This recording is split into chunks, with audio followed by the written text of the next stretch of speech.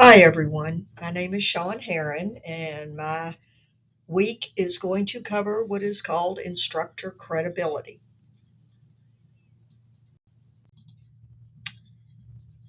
Can't start anything without a good quote from President Teddy Roosevelt.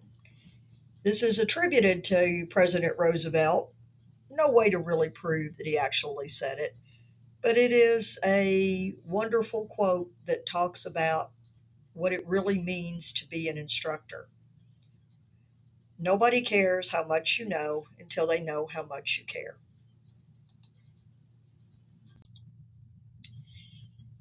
What I expect you all to walk away from, most importantly, is at the end of this, you will know how to list and define the components of McCroskey and Tevin's three-dimensional typology of instructor credibility.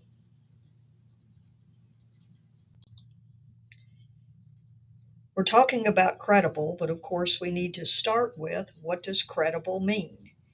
The dictionary meaning is believable, trustworthy, convincing, but are these words actually the same? Can someone be believable and convincing, but not actually be trustworthy?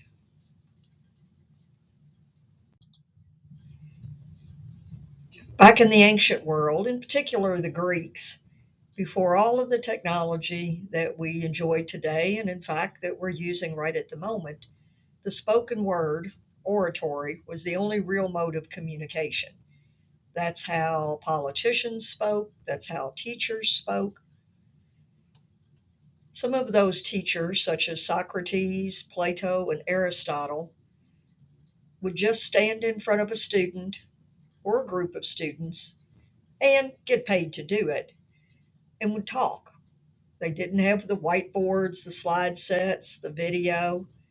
They just used their human voice to persuade students of the credibility of what they were trying to impart to that student.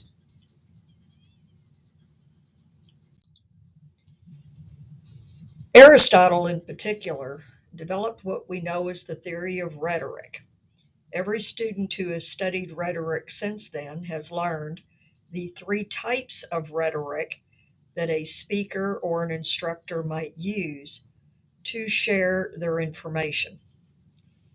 Ethos is the credibility of the source, where the teacher would be basing the core of what they were teaching on their own credibility. Pathos is the emotional appeal of the speaker.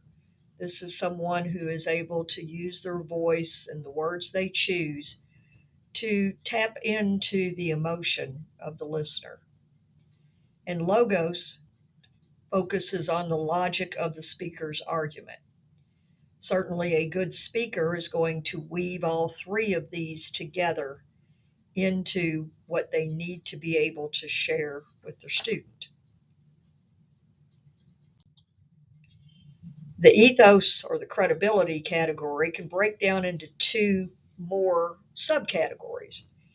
Their trustworthiness, I believe this source, I trust this source, and the expertise that the source actually is bringing to the class.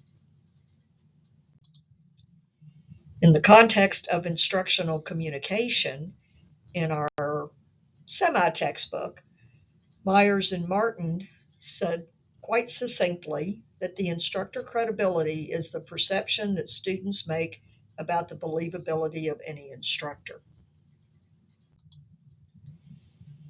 As researchers have moved forward, they've built on Aristotle and have added a third category called goodwill. This makes it a three-dimensional typology, no longer two-dimensional, but something that has multiple dimensions that we can all draw from.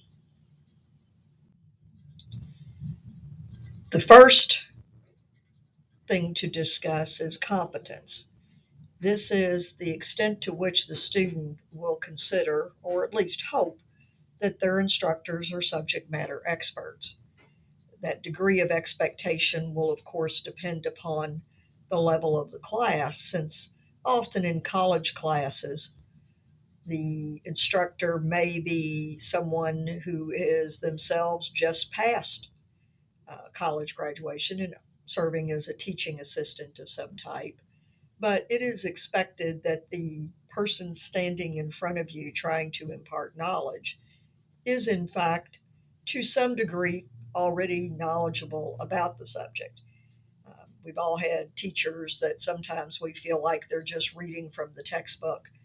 And that's going to indicate, in most cases, a fairly low degree of competence.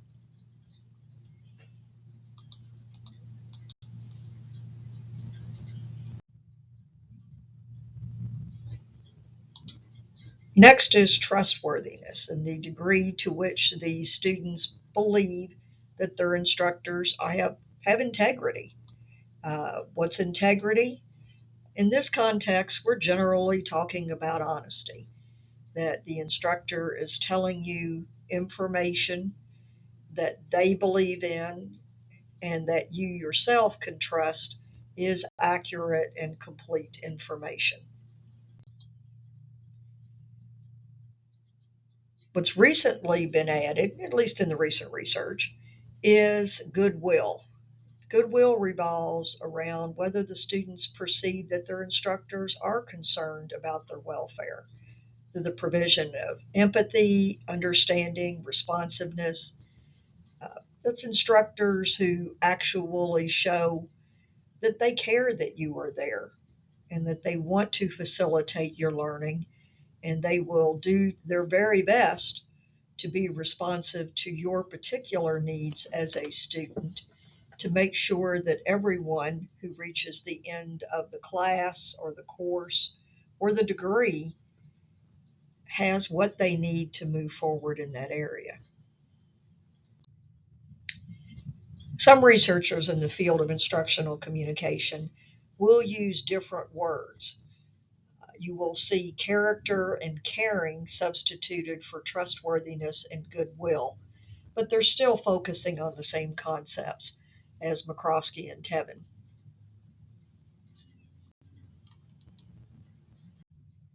So, what's the purpose of all this? To improve instructor credibility. What can an instructor do to increase their credibility? Some factors we simply cannot do anything about: age, sex or gender, our race, our sexual orientation, are just things we can't change. They're immutable. Some of those particular immutable factors have been studied through the years, but the reality is we can't change those. Some characteristics, however, are not immutable, they are changeable, and focusing on what we can change can make us all better instructors.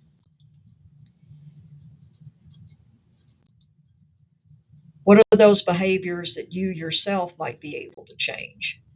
Well, we can go back to what we've been talking about recently: clarity, working on making sure that as instructors we are being very clear with our students so they know what they're doing and they know what to expect from you.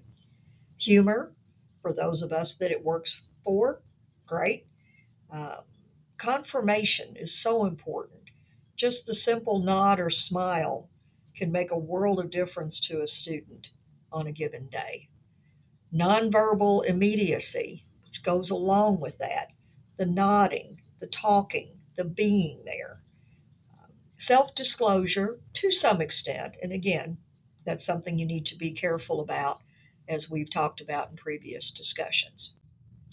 There has been some research on how instructor credibility is embedded in the structural components of a class.